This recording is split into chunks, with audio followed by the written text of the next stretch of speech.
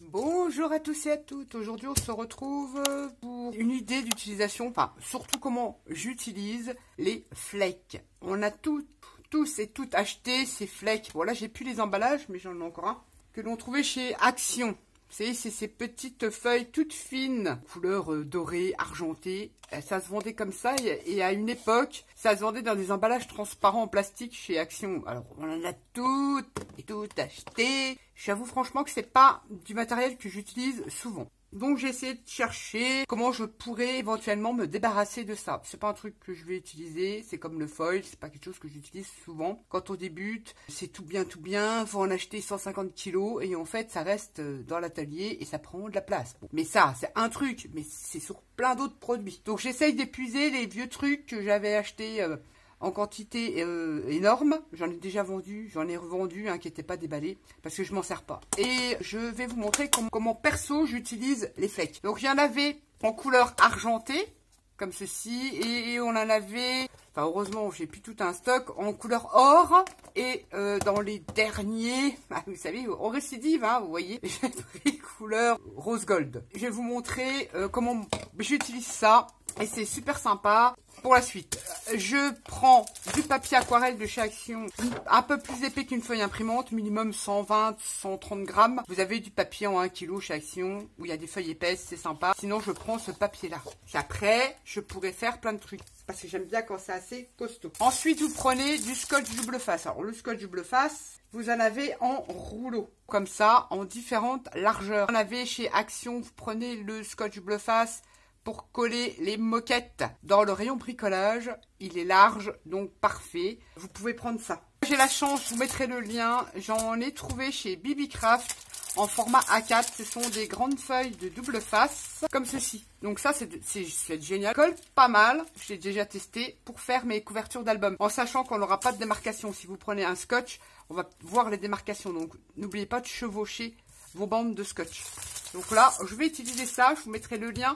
Et j'ai un code promo sur la boutique si vous êtes susceptible d'être intéressé pour vous le procurer. J'en ai, je vais en profiter pour faire cette démo, on va dire ça comme ça, avec vous. Il faut juste que je trouve le truc, comme je n'ai pas d'ongles, à décoller, là, ce truc de scotch double face. On enlève déjà la première pellicule. Je viens prendre ma feuille A4 de papier aquarelle et je viens coller mon scotch double face sur cette feuille. Le mieux du monde. Bon, après, de toute façon, on va rectifier. Et je vous garantis qu'il colle, hein, donc faut pas se louper. Vous savez que je suis pas à l'aise avec le scotch double face. Ouais, j'ai mal collé. C'est pas grave. Je tire et voilà. Donc, je vais recouper, évidemment. Vous voyez, là, j'ai pas trop bien collé. C'est pas grave. Alors, ça aussi, par un moment, je l'ai récupéré. C'est un papier, comment dire, qui n'est pas poreux. Et vous pouvez utiliser vos encres à alcool ou vous en servir comme palette pour faire vos aquarelles. C'est du papier. C'est un papier qui peut vous servir pour faire vos mélanges de couleurs, aquarelles, même acrylique. Puis après, vous pouvez le ressuyer. Bon, enfin bref, c'est de la récup. Mais moi, je faisais des fonds aussi avec les encres à alcool sur ce genre de papier-là. Ça, c'est une petite parenthèse, c'est pas le sujet. Ensuite, on prend un piloir ou une raclette et on vient bien faire adhérer son scotch double face sur son papier. Et vous voyez ici, j'ai pas collé entièrement. On va revenir découper tout ça. Là, j'ai dépassé. J'ai pas trop bien coulé moi. Coller, j'ai un peu de mal hein, avec ces matériaux-là. Le scotch double face, je l'utilise très rarement. J'avoue que c'est bien pratique. Et je viens couper ce qui dépasse pour pas que je sois gênée. Parce que là, c'est le scotch double face. Allez, je coupe. Là, je vais rectifier avec mon massicot. Enfin, ma guillotine. Je vais enlever, vous voyez là, j'ai pas collé jusqu'au bout, ça sert à rien. Je vais le découper à la limite de mon scotch double face. Le truc, c'est vrai que si vous voulez vous en débarrasser, vous utilisez carrément la feuille. Moi, je vais la couper à moitié, on va dire, parce que j'utilise essentiellement dans des classeurs de gaufrage. On peut faire des découpes, vous allez voir ça, je vais vous montrer. Je le découpe à peu près à 14, quelque chose. Et je viens rectifier là où j'ai pas mis de scotch double face. Pour être tranquille et que ça colle partout. Surtout bien faire adhérer votre scotch double face sur votre papier.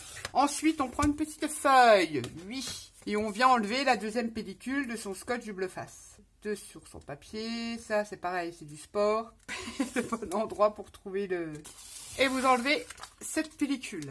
Ensuite, vous prenez vos flakes, peu importe la couleur, hein. Là, je vais utiliser le rose gold. Et je prends une pince ou pas. Alors, je trouve qu'il est serré.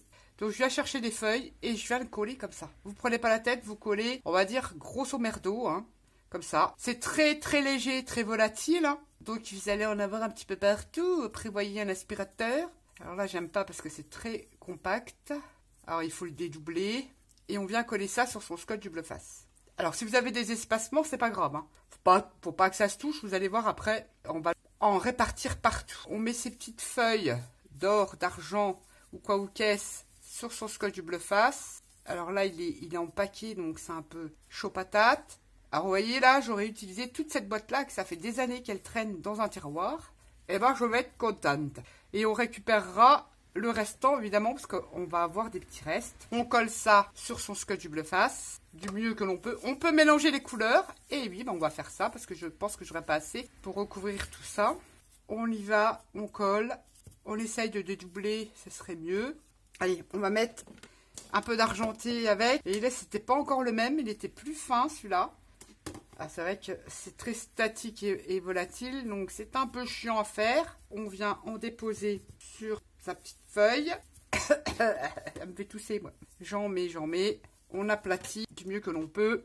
Ça va vous donner ça à peu près. Ensuite, il vous faut un pinceau style pinceau pochoir. Alors, assez rigide, assez dru. Alors, si vous n'avez pas ce genre de pinceau-là, parce que si vous allez prendre un pinceau avec des poils souples, ça ne va pas le faire. Vous allez prendre un pinceau rond. Bon, là, j'en ai pas. Vous savez, rond qu'on trouve dans le rayon bricolage de chez Action.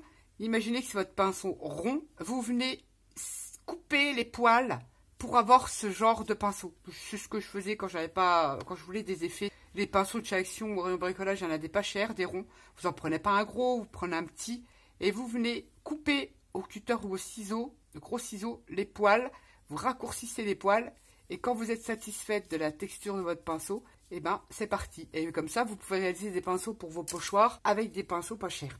On prend son pinceau et on vient faire des petits mouvements circulaires sur sa page. Et on va, du fait de faire ces petits mouvements, faire adhérer nos petits flecks sur sa page et combler les trous qu'on a laissés parce qu'on n'a pas tout couvert avec les flecks. On fait des mouvements circulaires, on dépose, on vient fixer son fleck sur son scotch double face et on fait ça sur tout son morceau de papier. On peut faire des plus grands cercles, hein, et voilà, on y va. Alors des fois il y a des épaisseurs, mais ne vous inquiétez pas, parce qu'on va venir rectifier tout ça. Et vous voyez, en faisant ce petit geste, on vient recouvrir là où on n'a pas mis de fleck. Génial. Donc je vous répète, c'est vrai que mettez un petit truc en dessous, une petite feuille, parce que ça, franchement, ça on en voit partout. Hein. Vous allez retrouver, c'est comme les confettis, ça. On retrouve ça partout, ça va se coller sur tout. Je prends une boîte comme ça. Et hop, je récupère le restant de fleck, parce qu'il pourra nous servir pour un autre. Si on y arrive, parce que je vois, ça vole partout. C'est un truc de fou, ça. Il y a un nuage de fleck. Et on continue. On a enlevé le surplus, on continue. On y va, on insiste bien. Si on frottait avec des mouvements circulaires, son papier, on continue, on enlève le surplus, le fleck. Et c'est pareil, ça vient le coller sur son scotch. On fait ça jusqu'à temps qu'on voit que le fleck ne s'enlève plus sur sa page. Et ça va vous donner ça, vous voyez, c'est assez rugueux. Soit vous le laissez comme ça, parce que ça peut être sympa aussi, pour faire un fond, ça brille. Il a un côté brillant que perso j'aime pas. Alors qu'est-ce que je fais? Je viens soit prendre une éponge pour laver la vaisselle, ça va un grattoir rouge ou vert, et vous venez le passer dessus. Ou alors, vous pouvez prendre du papier de la toile émerie, on va dire du papier à poncer. Malheureusement, il faut vraiment que le grain, si vous avez du 180, du 200, très très fin. Moi, je n'ai que du 120 et je trouve que c'est un peu trop gros. Mais si vous avez que du 120, vous y allez doucement. Vous venez frotter votre papier avec votre papier de verre. Ou alors, une lime avec un grain fin, une lime à ongles. Alors, il y en existe en cube aussi. Bah, moi, j'utilise souvent les limes. Et je viens matifier mon fleck. Et je viens en même temps poncer, le rendre avec moins de relief. Et regardez la différence. Il y a un petit peu de brillant. Moi, ça me convient mieux. Je préfère.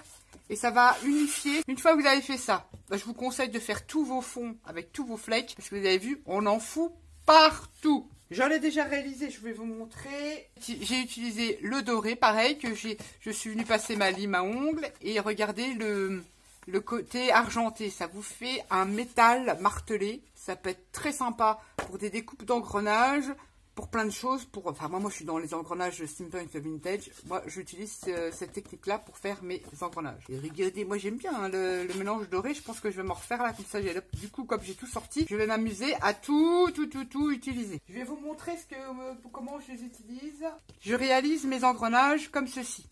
Je vais vous montrer plusieurs possibilités, comment je fais pour faire le côté oxydé. Là, j'ai utilisé du papier plus fin. Et regardez-moi ces découpes d'engrenages, si elles sont pas jolies. Sur un papier doré. Alors, qu'est-ce que j'ai fait pour avoir cet effet un peu usé?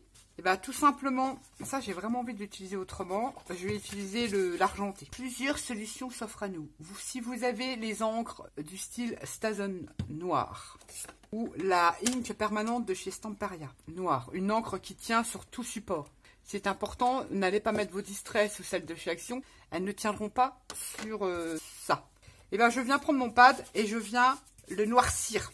Vous savez, comme le métal argenté noirci vieilli, un peu indu. Ça, c'est une solution. On peut faire ça. Si vous n'avez pas ces encres permanentes, vous pouvez utiliser du gesso noir par petites couches. Du gesso noir par petites couches. Là, je vais changer un peu. Je vais tester un truc. Enfin, tester. Vous savez, le gesso noir, mon Action n'en fait pas, mais là, j'en ai sorti un petit bidon. À la place des encres, vous venez prendre un pinceau et par des tout petits, vous venez caresser votre papier. On va le faire avec le blanc. Avec le haut de votre pinceau, hop, vous en faites des petits à-coups comme ça. Vous laissez bien sécher et ça remplacera votre encre Stason ou Stamperia si vous n'avez pas ce genre d'encre. J'ai envie d'utiliser du gesso blanc. Je viens juste prélever du gesso blanc. Le souci, c'est que j'en ai beaucoup trop sur mon pinceau. Donc, je vais en enlever un maximum et je viens, vous allez comprendre pourquoi, par endroit, mettre du gesso blanc. Alors là, j'en mets pas en fine couche, c'est parce que je vais utiliser un spray. Le gesso va permettre à mes sprays d'encre à fixer justement le pigment. Si vous spritzez là-dessus, si de l'acrylique, ça tiendra. Mais je préfère le passer au gesso, comme ça, vite fait, bien fait, comme ceci. Grossièrement. Je le laisse bien sécher.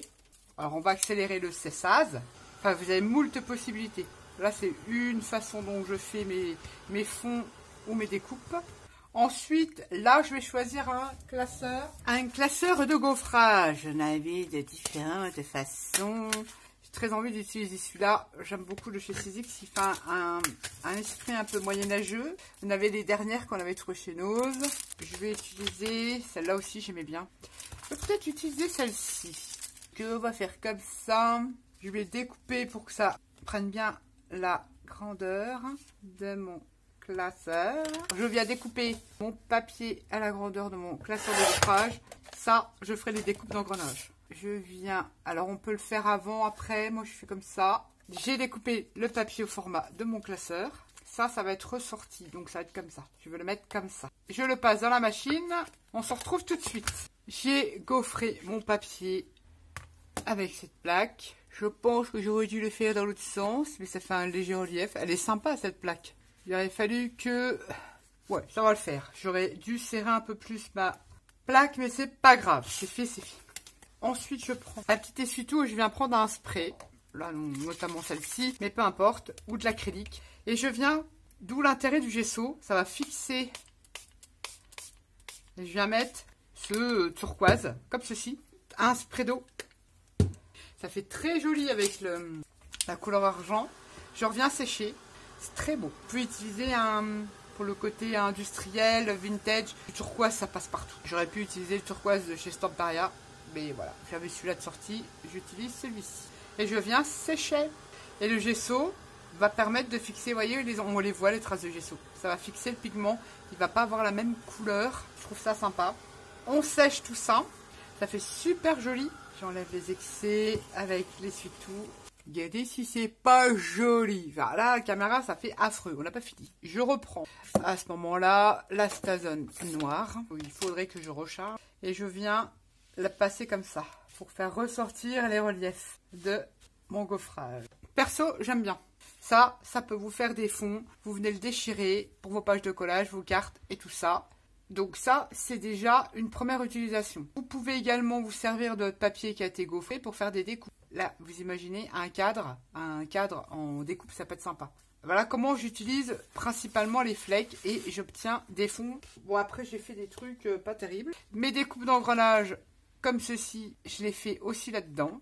Je fais aussi des fonds, voilà, j'ai fait un peu n'importe quoi. Avec le flake couleur vieux rose. Bon là, j'aime pas trop le rendu, je m'étais amusée à faire tous les points des fleurs sur le gaufrage. J'aime pas du tout. Je pense que ça terminera en découpe cadre. D'ailleurs, est-ce que j'en ai un ici? Bonne question. Je vais faire une découpe de cadre sur mon papier, comme ceci. J'aime beaucoup. On se retrouve tout de suite. Je vous montre, j'ai fait des découpes de cadre. Ça peut vous donner ça. Bon, c'est du papier fin que j'avais pris. Ça peut être super sympa. Voilà comment j'utilise. Un côté métallique, très sympa. J'ai regaufré. Alors, comment je fais aussi? Donc, je fais comme je vous ai montré avec les sprays. Je gaufre ou pas. Hein. Là, j'ai gaufré celui-là qu'on a fait en vidéo. Avec cette plaque-là. Qu'est-ce que je fais également? Je vais prendre une feuille comme ceci. Je viens utiliser du gesso. Alors, essayez avec de l'acrylique noir. Je mets un petit peu, alors je vais remuer, un petit peu de gesso sur mon gaufrage. Mais un petit peu. Hein. Un petit pinceau, je viens l'étaler sur le fond. Ensuite, je prends un morceau d'essuie-tout. Et comme j'en ai pas mis beaucoup, et je viens faire des mouvements circulaires en ressuiant mon gesso. Alors là, mon gesso, il a bien séché. Je prends du coup une lingette ou un linge humide pour venir ressuyer un petit peu, pas tout, le gesso noir. Ça fait un côté vieilli. Bah, il faut aimer, hein. C'est pour le steampunk et le vintage, mais ce qui permet de vieillir un peu vos fonds. Sinon, vous pouvez utiliser si vous avez les encres à alcool. Ça tient là-dessus. Qu'est-ce que j'ai utilisé? Donc les acryliques, les sprays. Vous pouvez mixer avec les gessos, blanc et noir. Les gaufrer, y faire des découpes d'engrenage. Bon, essentiellement, moi, je m'en sers pour faire des découpes d'engrenage ou de cadre pour avoir un côté effet métallique. Ou tout simplement faire des fonds comme ça avec le gaufrage. Je trouve que ça passe super bien avec le gaufrage. Et ça me permet de le déchirer et d'en mettre des bouts pour faire des fonds. Vous voyez, je peux utiliser ces deux fonds ici, je les arrache et on fera une petite création avec ces papiers si vous voulez. La plupart du temps, mes cadres, quand je suis dans le vintage, voire le steampunk et je veux un côté un peu métallique, je l'utilise comme ça, le flake. C'est la seule façon, enfin il doit en avoir des autres, mais c'est la seule façon pour ma part que j'ai trouvé les moyens de m'en débarrasser parce que je ne l'utilise pas. On peut l'utiliser dans la résine, dans plein de choses. C'est pas un matériel que j'utilise souvent. Perso, je fais comme ceci. Et ça me fait des fonds sympas, surtout pour les engrenages, les tuyaux, tout ce qui est indu. Ça peut être très sympa. Et pour réaliser des fonds gaufrés, où on peut très bien le laisser comme ça, vous faites rien. Où on fait des découpes. Celui-là, je vais le garder. Je vais faire des découpes toutes simples, avec des cadres tout simples, comme ça, que j'aurai en couleur or, un peu métal brossé, du fait qu'on vient le poncer. Voilà une idée, des idées que j'utilise le plus, tout simplement me débarrasser de ces flakes que je n'utilise pas du tout. Et les petits morceaux qui me restent, je viendrai faire des découpes ou tout simplement venir vous en servir pour mater un sentiment et vous créer des étiquettes. Vous pouvez également tamponner plein de choses que je fais avec ça. Donc en voici une parmi des centaines. Pour certaines, elles doivent la connaître, hein. C'est pas nouveau, je vous ai déjà fait des cartes avec ce système-là de fond. Voilà comment j'utilise les flakes. J'espère que cette vidéo vous aura fait une piqûre de rappel pour certaines et pour d'autres une découverte. Sur ce, n'hésitez pas si vous avez des questions et tout ça et machin. Si vous voulez avoir d'autres idées pour utiliser les flakes, n'hésitez pas. Il y a des centaines d'idées pour utiliser les flakes. Mais ça, je le fais parce que c'est... tout le monde a ça. Le flake de chez Action, on en a acheté par centaines. Il y en a qui en ont. Des dossiers de gaufrage, si vous n'en avez pas, vous n'êtes pas obligé d'en avoir. Vous pouvez faire des fonds comme ça avec vos flakes, faire vos découpes dedans. Ou utiliser tout simplement comme ça, tel que pour faire un fond brillant, effet métal brossé. Vous faites ce que vous voulez une fois que vous avez tout collé vos flakes avec vos scotch. Le scotch, on en trouve chez Action, donc pas de souci. Je vous mets les liens du scotch du Bleu-Face et des sprays, si je retrouve un lien de tout ce que je vais utiliser ici. Sur ce, j'espère que cette vidéo vous aura plu, vous aura donné des idées, l'envie d'essayer, de scraper autrement. Sur ce, je vous fais des gros bisous et je vous dis à bientôt pour une prochaine vidéo. Bye bye!